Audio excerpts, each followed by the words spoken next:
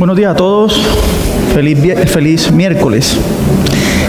Bueno, Pastor Santiago está visitando el Ecuador, está precisamente en Guayaquil cumpliendo esa misión o esa función de misionero que tanto ejemplo nos deja, sembrando en otras iglesias, plantando otras iglesias, trabajando con otros equipos de Calvary y iglesias hermanas y cercanas a la nuestra, y bueno, en esa función siempre, así que les pido que lo tengan en oración, les pido que recuerden lo que está haciendo para que oren por él en su tiempo. Y bueno, me toca a mí hoy, así que aquí estamos. Mi nombre es Felipe, a los que no me conocen, Felipe Márquez. Y bueno, empecemos. Venimos haciendo el estudio lo hemos titulado El Gran Mensaje de los 12, son los 12 profetas menores, no son los apóstoles, son los 12 profetas menores que en realidad tengo que investigar de dónde heredaron ese nombre. Yo no creo que en la Biblia haya algo menor de ninguna forma, no creo que el nombre ayude realmente a la enseñanza o al legado que dejaron ellos en sus vidas y en su relato. Hay que investigar un poquito de eso, les prometo que la próxima les comparto.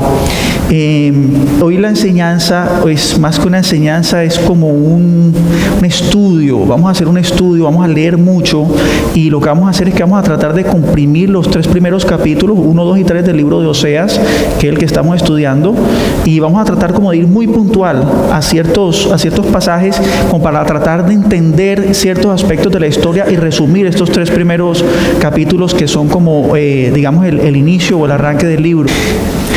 La enseñanza de hoy, siempre tratamos de dar un título a la enseñanza como para, encuadrar un poquito de qué vamos a hablar. Viaje en los tiempos. Si vemos la diapositiva siguiente, explica un poco por qué un viaje en los tiempos, y la palabra de Dios tiene una particularidad, tiene algo muy, muy precioso, que es algo que me ha...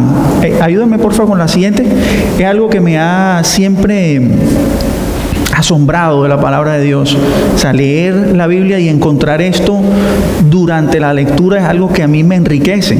Y de hecho, cuando yo tengo mis dudas de fe, cuando estoy en esos momentos difíciles, yo recuerdo esto y lo que esto me ha dejado a mí en mi lectura personal, y yo digo, no puedo seguir en una duda o en una crisis de fe. O sea, esto es sobrenatural, y esto para mí es una garantía de esa sobrenaturalidad y ese poder de Dios a través de su palabra. Y es esto, cuando nosotros, yo lo he llamado la naturaleza de las Escrituras, simplemente por tener un punto de referencia para nosotros. Cuando nosotros leemos cualquier libro, cualquier capítulo, cualquier versículo, nosotros estamos leyendo 3 cosas. Primero, un relato histórico. Estamos leyendo un relato histórico, algo que sucedió en un tiempo, en un lugar, con una serie de personajes que están identificados. Al mismo tiempo, esto sucede al mismo tiempo, estamos leyendo una explicación teológica. Ese relato histórico tiene una explicación teológica que normalmente se conoce como exégesis. No me gustan los nombres complejos, yo creo que más sencillo, la palabra es sencilla, para mí es una explicación teológica. Y esa explicación teológica de ese relato histórico tiene una revelación o una aplicación personal. Por eso muchas veces, si han tenido la experiencia de que ustedes leen un texto y ustedes dicen, esto es para mí, esto está escrito para mí, y tiene por un punto de referencia a un suceso específico, usualmente en nuestro momento. Y no es otra cosa que el Señor utilizando ese mismo grupo de palabras, ese mismo relato histórico, con ese significado teológico, para decirte, transmitirte un mensaje en especial. Yo me acuerdo la primera vez que yo tuve esta experiencia de encontrar los 3 puntos, yo llamé a alguien y le decía, ¿qué lees aquí? Lee esto conmigo, ¿qué ves? ¿Qué ves? Y obvio, él no me descifraba lo que yo estaba viendo, porque era algo muy personal y muy único, y esa era la revelación o la aplicación personal. Entonces, hoy vamos como a dar unos saltos en esos 3 tiempos. Quiero que miremos el relato histórico, que nos va a dar un significado teológico, pero que quiero que lo llevemos a una aplicación personal, a una revelación, una aplicación personal. Y una manera de aclarar esto, ponerlo en marco, es, por ejemplo, la historia del Éxodo. La historia del Éxodo sucede en Egipto, relato histórico, sucede con el pueblo hebreo durante el emperador Ramsés. Ellos son liberados de Egipto a través de Moisés, lo que nosotros conocemos como el Éxodo, y están 40 años en el desierto hasta que llegan a la tierra prometida. Ese es el relato histórico del libro del Éxodo. Es un resumen rápido del relato histórico. Teológicamente, Egipto representa esa esclavitud al pecado que nosotros tenemos. El faraón puede representar, si lo queremos decir de alguna manera, el diablo, Satanás, que nos tiene presos a través del pecado, y el cual Moisés, Dios a través de su palabra, de su Hijo Jesús. Moisés es una sombra. El Antiguo Testamento está lleno de sombras, de representaciones de cosas que Jesús iba a mostrar, iba a cumplir, iba a hacer en el Nuevo Testamento. Entonces Moisés representa esa figura de Jesús que nos va a llevar por un camino donde nos va a liberar. Ese desierto es ese proceso que todos llevamos en Dios hasta que lleguemos a una tierra prometida que bien puede ser la libertad del pecado, que es algo que yo creo que hoy todos vivimos y disfrutamos, incluso la vida eterna. Esa es la explicación teológica de un relato histórico. ¿Qué significa eso en mi aplicación personal? Hay un momento en mi vida donde esto sucedió y, por ejemplo, para mí no fue Egipto, pero a mí el Señor me llevó a Miami, a Estados Unidos, me separó de mi familia, me separó de mis amigos, me separó de mi pecado en Cartagena y me llevó a ese proceso duro de soledad, de trabajo, de esfuerzo, donde fue tratándome como hombre, como persona, como hijo, como padre, como todas estas cosas, y me transformó, y hoy puedo decir que disfruto que estoy en la tierra prometida, y ese proceso se cumplió en mi vida. Entonces el ejemplo del Éxodo es digamos una muestra clara de cómo el relato histórico tiene una explicación teológica y una aplicación en la vida de todos. Busquen esto cuando estén leyendo, busquen esto y pídanlo. Encontrar esto es enriquecedor y es hermoso y llena de significado la palabra. Por eso yo decía que cuando yo tengo mis crisis de fe o mis problemas con Dios, los tengo yo, no Él, yo recuerdo cada momento donde yo he tenido un encuentro con esto y wow, me hace retomar de que de verdad esto no puede ser mentira, esto no puede estar en tela de juicio. Dios mío ha estado presente en mi vida de todas estas maneras. Eso ha sido más relevante en mi vida que conocer la Biblia o compartir o servirle a Dios, como Él me ha hablado en estos tres aspectos. Y con la historia de hoy, lo que vamos a hacer con Oseas 1, 2 y 3, vamos a tratar de aplicar esta naturaleza a Oseas. Regálame la diapositiva siguiente, por favor. Exacto. En Oseas, el relato histórico es Oseas que se casa con Gomer, ese relato histórico. El relato teológico, Oseas representa a Dios, Gomer representa a Israel y su infidelidad y su idolatría y su prostitución espiritual para con Dios. Eso es histórico, teológico, y la aplicación, este relato, así como se aplica a el pueblo de Israel a través de Dios, se aplica hoy a nosotros como iglesia, no solo como iglesia, como comunidad, sino a nosotros individualmente. Bien sabemos que la iglesia somos cada uno de nosotros, que la iglesia no es ni una denominación ni un lugar. La iglesia, el término, hoy entendemos está mal aplicado. Este es el templo, nosotros lo llamamos la iglesia, pero la iglesia somos cada uno de nosotros, y por eso el Espíritu Santo habita en nosotros y nosotros somos templo de ese Espíritu Santo. Entonces el ejercicio hoy va a ser esto, tratar de llevar el relato histórico a través de una explicación teológica y cómo eso impacta nuestra vida. Y vamos a tratar de hacer eso con Oseas 1, 2 y 3 para resumir este inicio del libro. Entonces vamos, si pueden, por favor, rápidamente a Oseas 1. Vamos a empezar con Oseas 1 y yo voy a ir dándoles puntualmente ciertos capítulos, versículos que vamos a ir leyendo y vamos a ir estudiándolos y mirándolos en ese ritmo de esos tres tiempos, de esas tres naturalezas de la palabra. Entonces empiezo, estamos ahí, Oseas 1. Dice: palabra de Jehová que vino a Oseas, esta parte me encanta. Dice, hijo de Beeri, en días de Usías, Jotam, Acaz y Ezequías, reyes de Judá, y en días de Jeroboam, hijo de Joás, rey de Israel. En teoría una cantidad de nombres que si los pones todos juntos, ahí como que no está pasando nada.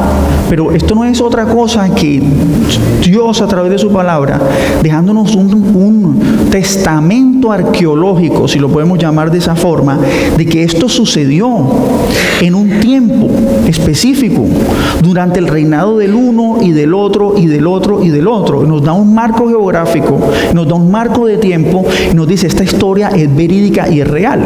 No solo eso, hay 2 libros que mencionan este mismo suceso y este grupo de personas, que son Segunda de Crónicas y Segunda de Reyes, escritos por personajes diferentes, escritos por, si no me equivoco, Ezequiel lo escribe uno, yo creo que aquí lo tengo anotado, Jeremías y Esdras, perdón. Entonces, sí, todos esos nombres, pero en realidad el Espíritu Santo, ¿por qué los deja? Los deja por eso. Hay personas que necesitan ese recurso arqueológico, sobre todo cuando tú estás fuera de Dios, cuando tú estás escudriñando la Biblia desde afuera, cuando todavía no haces parte. Para ti esto es importante. Esto es un dato arqueológico relevante que puede ser visto en otros libros y de otros autores, y enmarca históricamente la historia.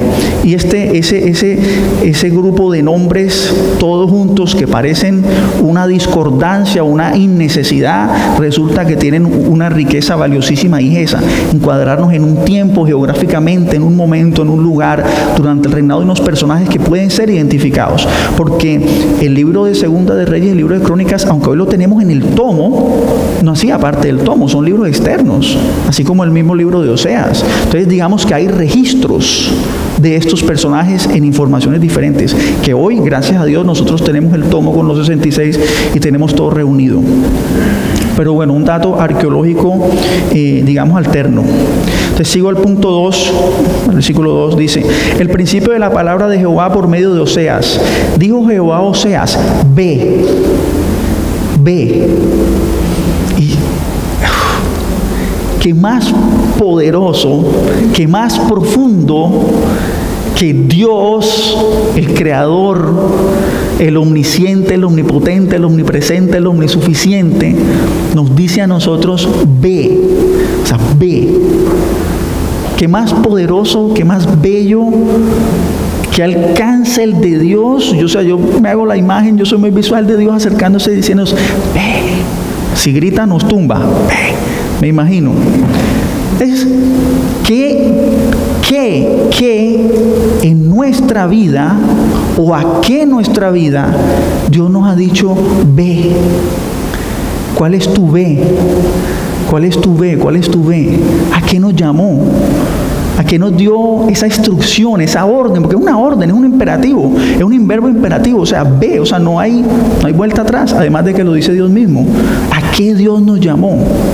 Y nos toca de pronto esculcar un poquito y recordar, y por ahí nos hacemos los de la vista loca, convenientemente, y seguro todos, yo primero en la lista, perdóneme, siempre repito esto, yo primero en la lista. Hay una cantidad de cosas a las que Dios me ha dicho: ve, y yo no he tenido tiempo.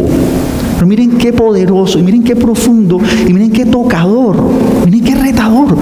Esto toca el corazón. Ve, ¿a qué nos llamó Dios a ir? ¿A dónde? ¿A qué? ¿A dónde quién? ¿A hacer qué? Y como que hoy es el día, el miércoles, en que Dios nos quiso volver a decir: ve, como a recordarnos. No está escrito, pero para mí ese ve está lleno de amor. Ese no es un ve imperativo. Ese no es un ve de un jefe bravo. Es el ve de un Dios de amor que sigue esperando que vayamos. Y hoy nos dice: ve, hey, aquello que te dije, aquello que te pedí, aquello que estoy esperando de ti, ve. Es profundo y precioso, me llena ese ve. Le dice a Oseas: ve, tómate una mujer fornicaria. Y esto es importante. Ahora vamos a ver en Oseas 3 cómo cambia el discurso. Pero aquí hay una mujer fornicaria. Y fornicar es tener relaciones sexuales fuera o antes del matrimonio, más bien, antes del matrimonio.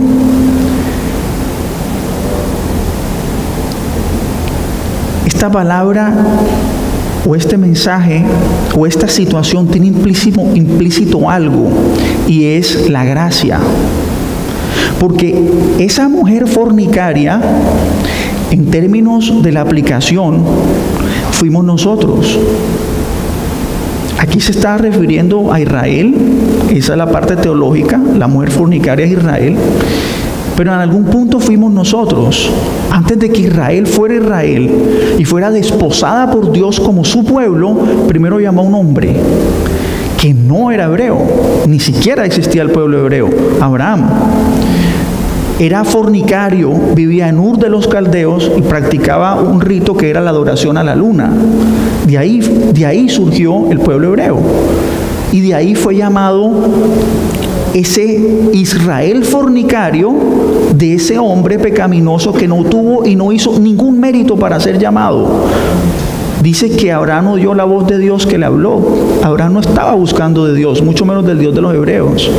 Y nosotros, yo me atrevo a decir, o por mi caso, yo era ese fornicario, yo no estaba buscando de Dios.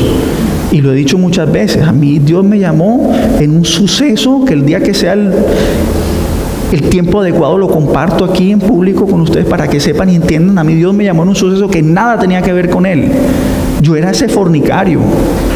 Entonces ahí está implícita la gracia. Y la gracia la hemos escuchado muchas veces, pero la gracia tiene un significado precioso y es regalo inmerecido. El amor de Dios, dentro de muchas manifestaciones, tiene dos que a mí me arrollan y son la gracia y la misericordia. Uno es regalo inmerecido y el otro es castigo que no recibimos. La misericordia es que Dios no nos castiga como debería, y la gracia es que nos da un regalo que no merecemos. Entonces, en Dios tomar a Oseas, que lo representa a Él, y decirle, ve, busca la fornicaria que somos nosotros y el pueblo de Israel, hay una tonelada de gracia, inmerecido el regalo. No deberíamos ni de estar aquí, y aquí estamos, en su presencia y oyéndolo a Él, porque lo que está escrito es su palabra. O sea, hay un regalo profundo, grande, otra vez. Ese texto histórico, con una explicación teológica, tiene en mi vida un impacto grandísimo. Yo era esa fornicaria. Y yo creo que si todos somos honestos, todos éramos esa fornicaria.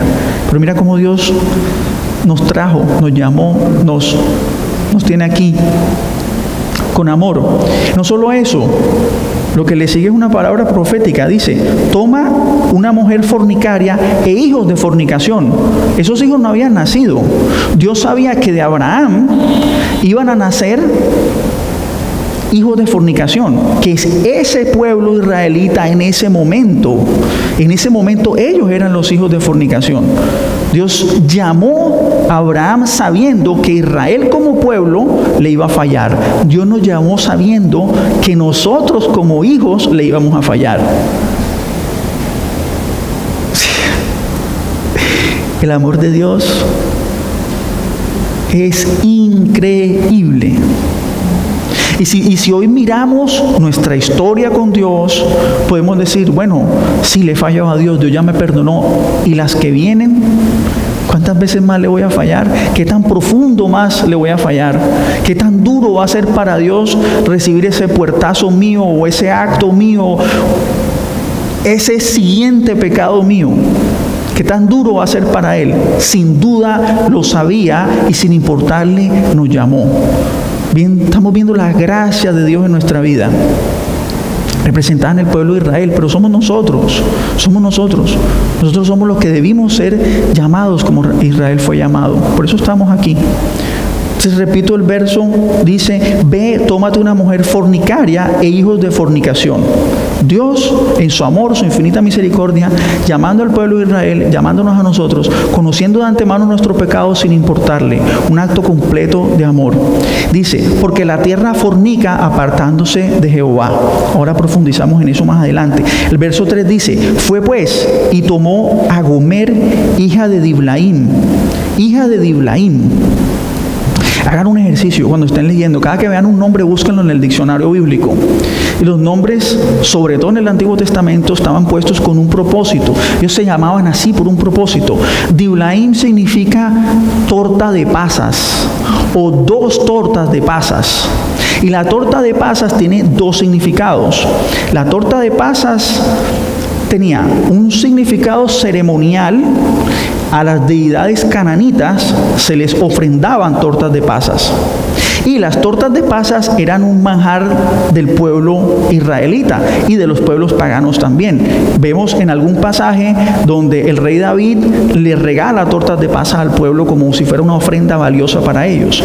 ¿Qué está diciendo Dios con que Gomer es hija de Diblaim?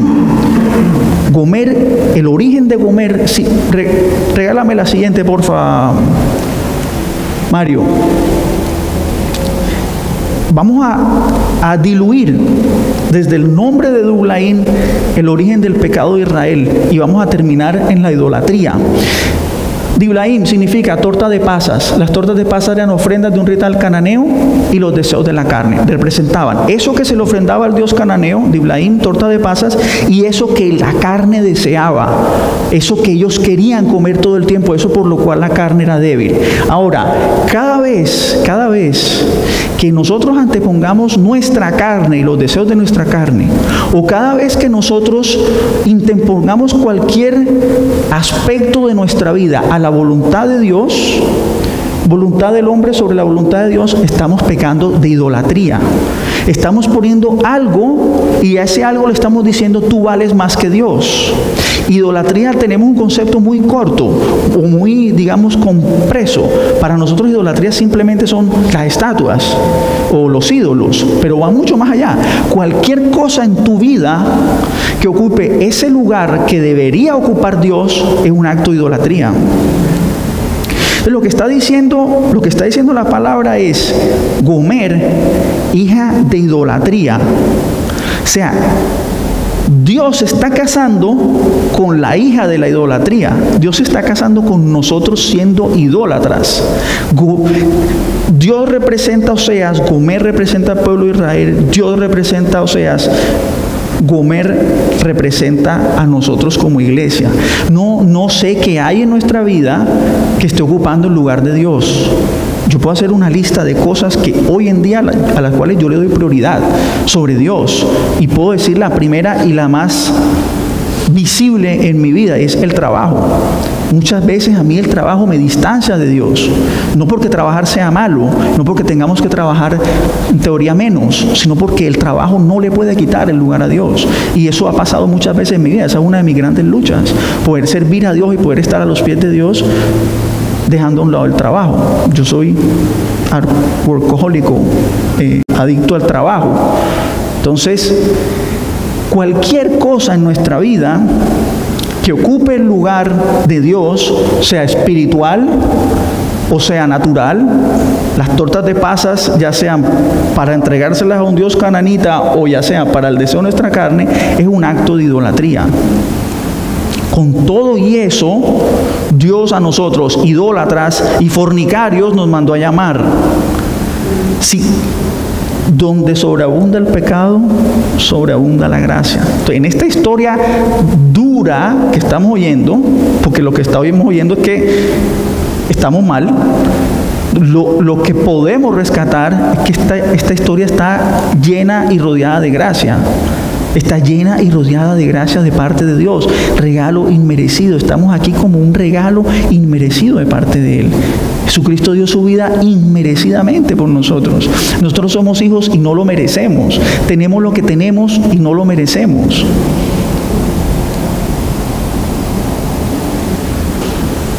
Saltando de lo histórico a lo teológico, a lo práctico. Y aquí pasa algo importante. Dice, en inicio, fue pues y tomó a Gomer, hija de Diblaim, la cual concibió y le dio a luz un hijo. Miren el detalle. Dice, y le dio a luz un hijo. Gomer le dio a luz un hijo a Oseas. Ellos tienen 3 hijos. Ojo en el 6, estamos leyendo el 3, vamos al 6. Dice, concibió ella otra vez y dio a luz. No se lo dio, pero lo dio. ¿Me explico? No era de Oseas ese hijo. El primer hijo le dio a luz un hijo, refiriéndose a Oseas. Le dio a luz un hijo a Oseas. El segundo hijo no se lo dio a Oseas. Dice, concibió ella otra vez y dio a luz un hijo. Oseas está excluido de la ecuación.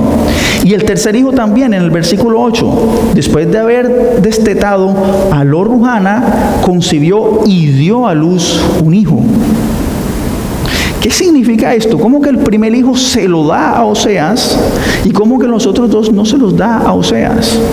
¿Qué hay aquí? ¿Qué hay aquí teológicamente y que tiene que ver con nosotros en el aspecto práctico? El primer hijo representa a Israel. Los otros 2 a nosotros los gentiles. Nosotros no le pertenecíamos a Dios. El primero sí, el primero era de Oseas. Desde la elección de Abraham hasta ese primer hijo hay una cadena, hay una, ¿cómo se llama? Perdón, cuando en la Biblia una genealogía. Hay una genealogía de Abraham hasta ese primer hijo. Ese hijo le pertenecía a Dios, nosotros no. Nosotros no le pertenecíamos a Dios. Nosotros hacemos parte de los otros 2 hijos. Nosotros no somos de Oseas. Nosotros además somos hijos de la fornicación. No solamente somos los fornicarios, sino los hijos de la fornicación. Sin embargo, vamos a ver qué hace Dios con esos hijos de la fornicación. Vamos a ver qué hizo Dios con nosotros. Y yo creo que podemos dejar por ahí el versículo 2. Y aquí, perdón, Oseas 1, vamos al 2. Y aquí empieza un proceso, Oseas 2, aquí empieza un proceso de Dios de restauración, de tratar al pueblo de Israel, de hablar con el pueblo de Israel, de retomar la relación, de tratar de enmendar el daño, de tratar de traerlo, de tratar de enamorarlo, de tratar de solucionar, de tratar de que Oseas, de que él restaure esa mujer de Oseas, porque en el corazón de Dios, por encima del pecado de Gomer, por encima de toda la situación de prostitución, de idolatría, Dios ama a Gomer y ama a esos hijos, y Él quiere restaurar esa relación, y Él quiere restaurar a Israel, y Él quiere restaurarnos a nosotros. Y viene un proceso, y viene una etapa donde, miremos, saltemos al 2.1, dice lo siguiente. Esta es la confirmación de lo que estábamos hablando antes. Dice, decid a vuestros hermanos a mí y a vuestras hermanas Ruhama. A mí significa, ese es el 2.1, mi pueblo o mi gente. Ruhama significa ha recibido compasión. Nosotros recibimos compasión de Dios. Y esa es la gracia. Miren qué bonito como una palabra, un artículo, cuando dice le dio hijo a Oseas, miren todo lo que desencadena y miren todo lo que representa para nuestras vidas.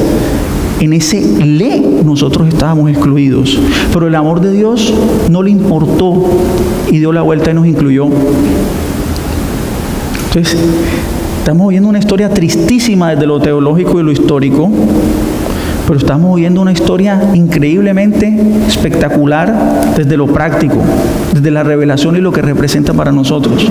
Qué triste la vida de Oseas, qué triste la vida de Gomer, qué triste la vida de esos hijos, qué triste el señalamiento, qué triste debe sentirse Oseas y qué injusto yo, Señor, sirviéndote. Esta es la mujer que tú me das a mí para educar. Es un escenario como el de Jonás. O sea, yo tengo que pasar todo esto para salvar a Nínive. Oseas tiene que pasar todo esto para darle un mensaje al pueblo de Israel, que injusto. Y para que nosotros estemos aquí sentados. Qué historias más duras, ambas, la histórica y la teológica. Pero miren nosotros dónde estamos. Nosotros ponemos la cabeza en la almohada con la certeza de que si morimos, sabemos dónde vamos a abrir los ojos al día siguiente o en el momento que sea el momento de abrir los ojos nuevamente. Nosotros tenemos la garantía de Jesús, nosotros tenemos la garantía del Espíritu Santo, nosotros tenemos la garantía de que lo que sabemos, lo que tenemos, que dónde estamos, es por la gracia de Dios en nuestra vida. Eso no lo tenía Oseas. Oseas tenía un escenario durísimo, el pueblo de Israel tenía un escenario durísimo, le estaba diciendo Dios, mira, te voy a mandar al exilio. Voy a exponer todo tu pecado, te voy a hacer exiliar desnudo, no, la tierra no te va a dar fruto, te va a caer el peso de mi mano.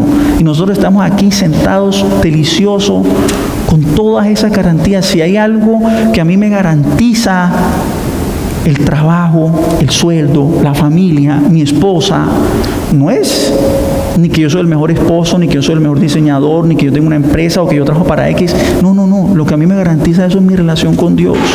Qué sencillo y qué fácil. Qué camino más tranquilo nos ha tocado, por Dios. Qué sencillo y qué fácil. Qué camino más tranquilo, más bello, más suave. Esa palabra que dice que ancho es el camino y angosto a los que le siguen.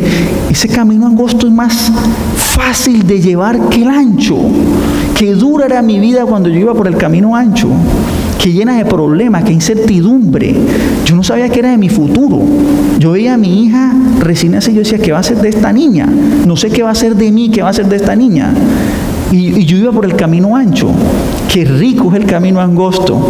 Qué rico es el camino angosto. Qué buena esa tranquilidad que uno siente, saber que las cosas no dependen de mí, dependen de Dios. Siempre repito esto, yo me alejo de Dios y mi matrimonio se desmorona. Por un día yo me alejo, por un día se desmorona. Qué tranquilo me siento yo saber que el final, el outcome, el punto final de mi matrimonio va a ser espectacular. Hoy cantábamos algo y era, hágase tu voluntad, hágase tu voluntad, hágase tu voluntad. Nosotros no podemos anhelar otra cosa que la voluntad de Dios. Y ojo, la palabra dice, pide y se te dará, toca, se te abrirá, busca, encontrarás. Y como hijos podemos y debemos pedir. Y para eso tenemos un Dios proveedor y un Padre y un pastor. Y para eso somos sus ovejas. Y Él está ahí para darnos y eso es lo que quiere. Pero qué rico cuando lo que más queremos es la voluntad de Dios en nuestra vida. Señor, hágase tu voluntad. Yo me he querido ir de Cartagena 100 veces. He tenido la oportunidad 100 veces. A mejores ciudades, a mejores trabajos, a mejores calidades de vida. Aquí estoy. La respuesta de Dios siempre ha sido, no te quedas. Y la razón es la iglesia. Es para que yo tenga un lugar cruzando la calle donde yo le voy a servir a Él. Siempre me ha cerrado la puerta a mis sueños. Qué rico cumplir los sueños de Dios. Yo estoy aquí cumpliendo los sueños de Dios. Extiendo algo de esa intimidad. Una de las razones por las que yo me tengo que quedar, palabra de Dios para mi vida, es porque hay una serie de personas, compañeros de infancia, de juventud, de crecimiento, que algún día van a entrar por esa puerta y van a entrar por la gracia de Dios, atraídos porque la persona que está aquí soy yo, y van a encontrar una excusa o una razón para llegar. ¿Cuándo va a ser ese momento? No sé, pero yo soy el Oseas que me tengo que quedar en Cartagena para que entre A, B, C, D, Y, Z. Si yo no me puedo ir, tengo la oportunidad de irme y me toca quedarme, no importa. Qué rico, estoy cumpliendo la voluntad de Dios. Qué rico estoy cumpliendo la voluntad de Dios. ¿Por qué? Por lo que acabamos de leer, por esa inmensa gracia, porque a Oseas le dijo, ve, y Oseas fue y se casó. Dios mismo, que es Oseas, se casó con esa prostituta que éramos nosotros y que era nuestra vida, y esos hijos de prostitución que éramos nosotros y era nuestra vida. Somos receptores de todas esas bendiciones a cambio de nada. No hemos tenido que dar nada. Yo para construir mi carrera he tenido que dar sudor y lágrimas.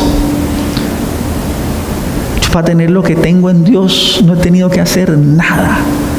Dios me sacó a mí, así me pescó del peor de los pozos. No estaba ni de rodillas, ni orándole a Dios, ni tenía una Biblia en la mano, ni estaba en la iglesia. No, al revés. Era un guerrillero del reino. Yo luchaba contra Dios. De allá me sacó, ¿sabes qué? Deja de pelear. Ven. Sí, con lazos de amor me trajo y aquí estoy. Qué rico cumplir la voluntad de Dios. Qué rico estas palabras. qué rico estas palabras. Qué rico saber que Oseas, que es Él, perdón la expresión, se tragó el brinco, se tragó el brinco a lo costeño por nosotros. Dios hizo eso por nosotros. Jesucristo dio su vida por nosotros. Ahora, una pregunta, y la vamos a responder después. Y nosotros estamos haciendo lo mismo. ¿De quién nosotros debemos ser Oseas? ¿Con qué prostituta yo me tengo que casar por su salvación? ¿A quién yo le tengo que perdonar lo de Gomer? Ahora llegamos allá. Entonces, somos esos dos hijos que nacieron después, que no pertenecen al linaje de Israel, que no le pertenecen a Oseas y que por gracia estamos aquí y nos llaman que hemos recibido compasión en el 2. Perdonen, yo sé que la explicación es un poquito lenta y un poquito pesada en textos, pero por eso les decía que no era algo ni emotivo ni emocional, sino así como de lectura y de interiorizar esa tercera etapa de aplicación práctica para nuestra vida. Porque, miren, de nada sirve sabernos Oseas al pie al derecho, de nada sirve sabernos la historia ni de la prostituta, ni del exilio, ni de ninguna de esas cosas, si nosotros no nos vamos hoy a entender de lo que esto significa para nuestra vida. Sería simplemente conocimiento, sería simplemente algo mental, serían datos. Si yo no puedo mirar a Oseas como mi padre y no me puedo poner en los zapatos de Gomer y no puedo ver el exilio del cual el Señor me ha salvado. Después viene todo ese proceso, y esto es súper clave, esto tiene que ver con lo anterior, esto es súper clave. Dice: haré cesar todo su gozo, sus fiestas, sus nuevas lunas, sus días de reposo y todas sus festividades. Esto es religiosidad, esto era todo lo que el pueblo de Israel hacía religiosamente, pero que Dios sabía que estaba mal hecho, que Dios sabía que no tenía ningún significado para él. Entonces, miren, tenemos que cesar nuestras fiestas, nuestras nuevas lunas, nuestros días de reposo y nuestras festividades. Toda cosa que nosotros hoy en nuestra relación con Dios estemos llevando religiosamente, póngala de un lado que no está sumando. Vamos a empezar, vamos a formatear nuestra relación con Dios. Dejemos de un lado todas las cosas que hacemos religiosamente. Me confieso culpable de una. Yo soy súper agradecido con Dios y mi oración es siempre de agradecimiento. Yo a Dios no le pido nada, yo siento que tengo todo. Muchas veces mi oración de agradecimiento en la mesa se dispara monótona, se dispara sin sentirla. Es algo que me acostumbré a hacer 3 veces al día. Esas son mis fiestas. Esas son mis días de reposo y mis festividades. Muchas veces yo caigo en eso. No sé qué es lo de ustedes, o qué es lo de todos, o qué es lo de nosotros que estamos haciendo. Puede ser venir a la iglesia, puede ser que estamos viniendo a la iglesia por costumbre, puede ser que venimos los miércoles o los domingos o al grupo de jóvenes, lo que sea, pero puede ser que lo estemos haciendo por costumbre. Vamos a asegurarnos de que esas festividades se salgan del paso y vamos a reiniciar esa relación con Dios desde cero. Y la próxima vez que de nuestra boca salga oración, que sea genuina, que no sea repitiendo: Dios mío, Padre, Señor. No, eso lo decimos todos los días, está cansado de oírlo. ¿Qué tal si damos una oración genuina? ¿Qué tal, Señor? Ok, esto es lo de hoy, pum. Busquemos esa frescura, busquemos salir de esa religiosidad, que es lo que él dice aquí en el 11. Ahora, empieza ese proceso, dice: pero he aquí, yo la traeré y la llevaré al desierto y hablaré a su corazón. Solamente dejando al lado esa religiosidad, nosotros podemos entrar en intimidad. Solamente dejando a un lado esa religiosidad, nosotros podemos entrar en intimidad con Dios. Por eso muchas veces no lo estamos oyendo. Muchas veces como que sentimos como que la oración nos rinde fruto y como que oramos y como que nada pasó. Y no es que después de una oración sucede algo sobrenatural, no es algo de sentimiento, pero sí es algo como de una tranquilidad interior. Muchas veces oramos y como que la oración, como que sabemos. Solamente si dejamos esa religiosidad nos vamos a encontrar en el desierto con Él. Solamente si dejamos esa religiosidad vamos a tener intimidad. Y aquí viene algo súper lindo, y aquí viene la misericordia, y viene Jesús. Y es esto, voy a leer lo que le dice a Jezreel, al hijo de Oseas, al que representa al pueblo de Israel. Le dice todo esto espectacular. Dice: en aquel tiempo haré para ti pacto con las bestias del campo, con las aves del cielo, con las serpientes de la tierra, y quitaré de la tierra arco y espada y guerra, y te haré dormir segura. Ese aquel tiempo refiere a la segunda venida de Cristo y ese milenio que nosotros vamos a vivir. Pero esta palabra es específica para Jezreel, para el hijo de Oseas, para ese que le dio, Esto es para nosotros, así es, pero en el contexto en que lo estoy leyendo es para Jezreel. Dice: y te desposaré conmigo para siempre, y te desposaré conmigo en justicia, juicio, benignidad y misericordia, y te demostraré conmigo la fidelidad, y conocerás a Jehová. En aquel tiempo responderé, dice Jehová, y responderé a los cielos, y ellos responderán a la tierra, y la tierra responderá al trigo, al vino, al aceite, y ellos responderán a Jezreel. Es decir, nuevo milenio, segunda venida de Cristo, la tierra establecida, no va a haber sequía, no va a haber hambruna, no va a haber el problema del trabajo, el problema de la salud, no va a haber el problema del pecado, nada de eso va a pasar. Pero mire lo que nos dice a nosotros: y la sembraré para mí en la tierra, y tendré misericordia de Lo-ruhama, y diré a Lo-ammi: tú eres pueblo mío, y él dirá: Dios mío. Ese último versículo es para esos otros dos hijos, los cuales ella no lee a Oseas. O sea, ese último versículo es para nosotros. Miren: y sembraré para mí en la tierra, y tendrá misericordia de Lo-ruhama, y diré a Lo-ammi, los otros dos hijos: tú eres mi pueblo, y él dirá: Dios mío. ¿Qué tiene que pasar para que nosotros podamos decir Dios mío, y para que él pueda decirnos a nosotros: tú eres mi pueblo? Tiene que pasar Jesús de Nazaret. Tiene que pasar Jesús de Nazaret, tiene que pasar la cruz. La cruz está implícita en este versículo, que es solamente para nosotros, Los 4 anteriores son para Jezreel, estos 2 son para nosotros. Y ese mensaje profético de vida futura, lo que nosotros estamos viviendo hoy. Y aquí ya hablamos de la gracia, ahora vamos a hablar de la misericordia. Ahora no nos van a castigar como merecemos, porque el castigo de la cruz era para nosotros. El que se lo llevó fue Cristo. Entonces no nos van a castigar como merecemos. Aquí viene la misericordia. Ya vimos la gracia en ese llamamiento que no merecíamos. No merecíamos ese llamamiento, y aquí viene la gracia. Ok, lo llamo y ahora no lo castigo como debo. Voy a castigar a mi hijo. Y mi hijo dice: hey, castígame a mí, déjalos tranquilos, castígame a mí. Qué belleza, ¿no? En medio de esta historia terrible, qué belleza lo que hay para nosotros. Dice que los ángeles: ¿por qué estos tipos tienen perdón y revelación? ¿Y por qué tienen a Cristo? ¿Y por qué los perdonas tanto? ¿Y por qué tienes tanta misericordia con ellos? Es que los ángeles se inquietan, y nosotros aquí, como unos animalitos, viviendo como unos locos, haciendo de todo, sin entender ni siquiera lo que Dios nos está haciendo por nosotros. Y los ángeles allá rascándose la cabeza: Dios mío, pero estos tipos, ¿qué tienen? No tenemos nada. Es por gracia y es por misericordia que todo eso nos llega. Y vamos al 3, y aquí ya vamos cerrando.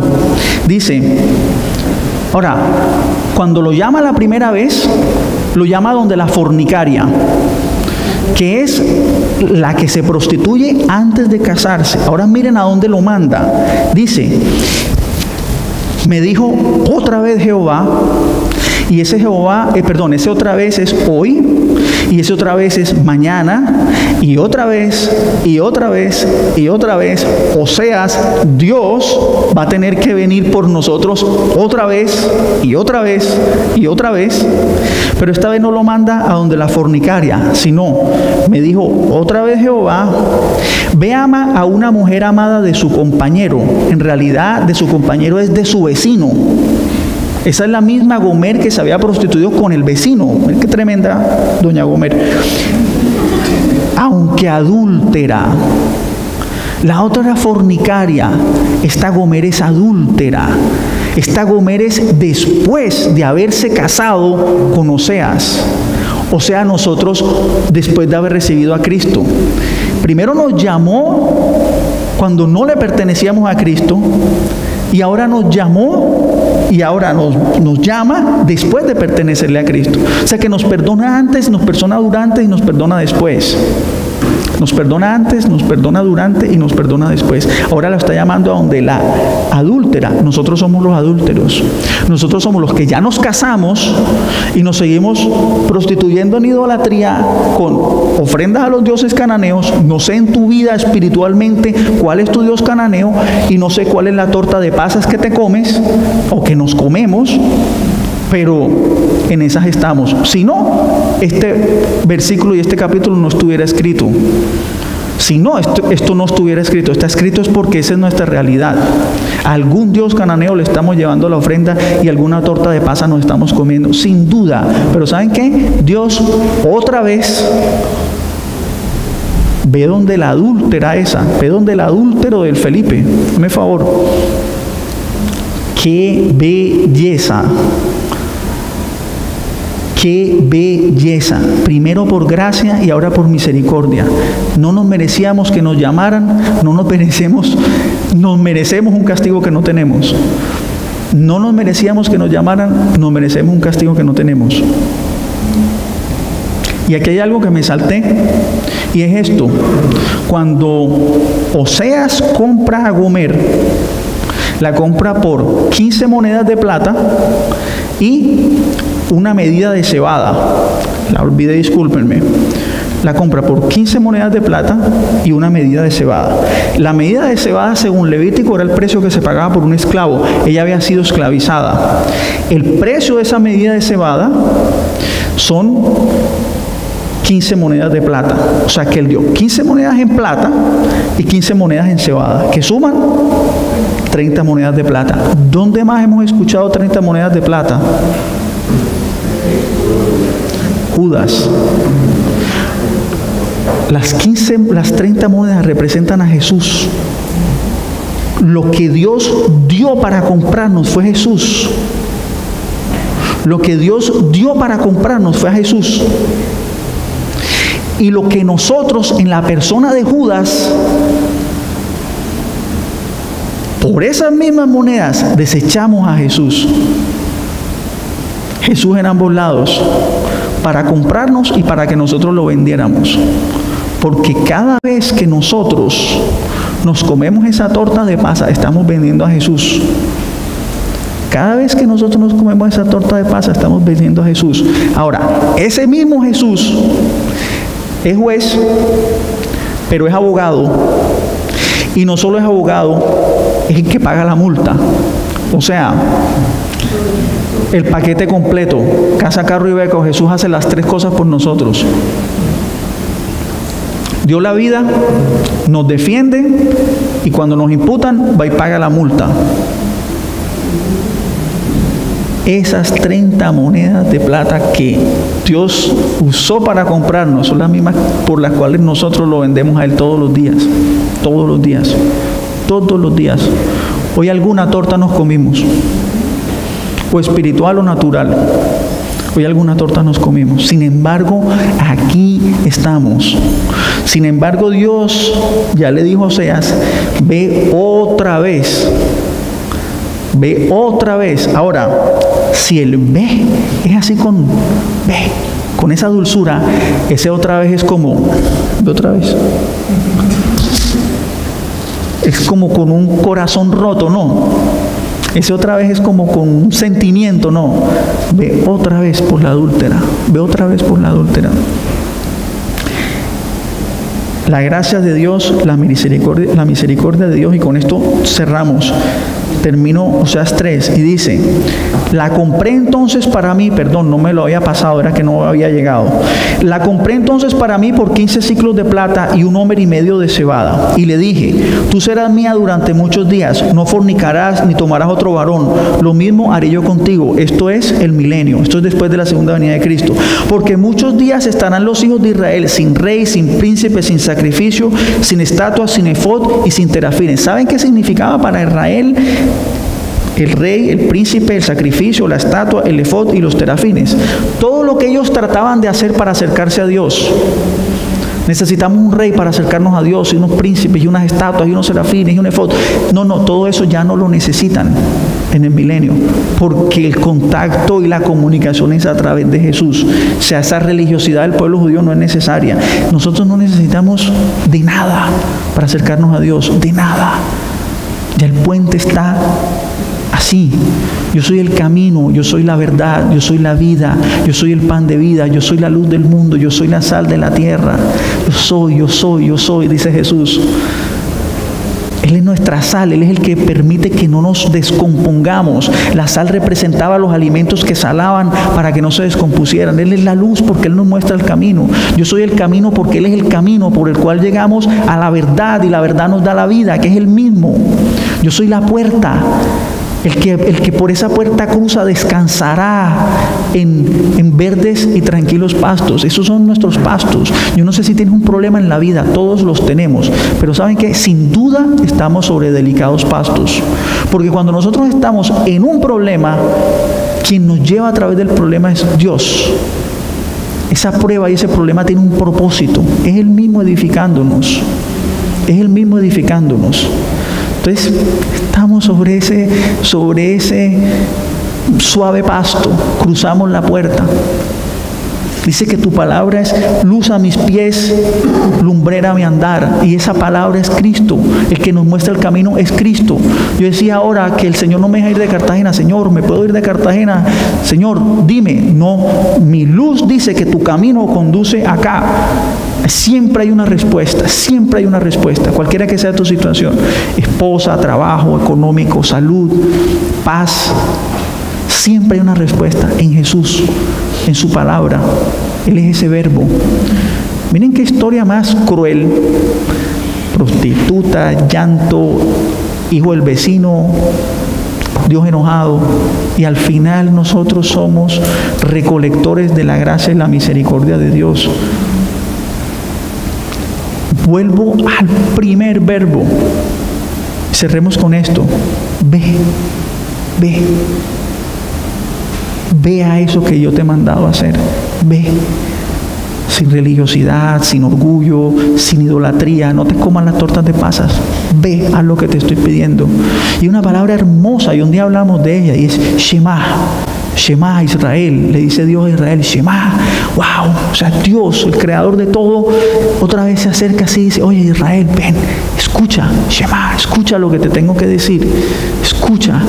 O sea, Dios de la creación se nos acerca y nos dice al oído, hey, escucha.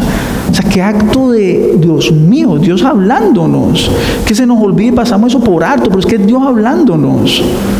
Qué acto de amor. ¡Qué acto de amor! Cuando el hijo pródigo vuelve a donde su padre, el padre no lo está esperando en una carpa, en su silla, en su patronato. No, el padre sale a buscarlo, sale a por él. Es Dios el que se nos está acercando. Es el Dios el que nos explica esto. Es Dios el que nos trajo hoy. Es Dios el que nos dice, ve. Es Dios el que le dice a Oseas, ve otra vez. Porque ya nosotros hoy somos la adúltera. Ve otra vez. Ve. ¿Qué más queremos? No podemos salir de aquí sino con un corazón entregado y derretido a la gracia y a la misericordia de Dios. He querido terminar un par de veces y no he podido. Termino con esto. Estamos siendo Oseas. ¿A quién nosotros debemos perdonar? ¿A quién es nuestra familia? ¿A quién es nuestro trabajo? ¿Quién es esa adúltera o esa prostituta a la que nosotros debemos acercarnos? Estamos tratando a esos adúlteros con la gracia y la misericordia que Dios nos trató a nosotros. Tal vez ese es el B. Yo puedo contar rápido 2 o 3 a los que yo debería de ir, como Oseas, a Gomer. Ya hemos oído todo lo que hemos recibido, ahora lo estamos dando. Y esa es la invitación, no solamente que tengamos un corazón agradecido, no solamente que salgamos de aquí entendidos de lo que Dios ha hecho por nuestras vidas, sino de que ve y vamos a hacer lo que Dios ya hizo por nosotros, que en eso vamos a ser representantes y vamos a cumplir con ese mandato de ser emisarios de Cristo. Así que eso es. Demos gracias a Dios por su palabra. Padre, gracias te damos, Señor. Gracias por esta palabra, Señor, un poco tosca, un poco rígida, un poco seria. Pero gracias, Padre, porque en medio de toda esta explicación, Señor, lo único que nos queda, Padre, es ese aroma, Señor, es esa fragancia de tu gracia y de tu misericordia para nuestras vidas, Señor. Gracias porque por encima de nuestro pecado, por encima de nuestro adulterio y nuestra fornicación, Señor, tú nos has llamado. Gracias porque no solamente nos has llamado, Señor, sino que nos esperas. Gracias porque estás ahí para nosotros y por nosotros, Señor. Gracias porque todo lo que somos, sabemos, tenemos, podemos, es por ti, Señor. Es por tu gracia, es por tu muerte en la cruz, Señor. Ponemos en tus manos nuestra familia, ponemos en tus manos nuestro trabajo, nuestra salud, nuestro gozo, nuestra paz. Por encima de todo, Señor, que se cumpla tu voluntad en nuestras vidas, Señor. Ayúdanos a olvidar nuestros planes, Señor, y a poder escuchar y ver los tuyos, Señor, para que sea tu voluntad cumpliéndose en nuestras vidas, Señor. Te damos gracias, te bendecimos, te amamos, te necesitamos. En el nombre de Cristo Jesús, Señor. Amén.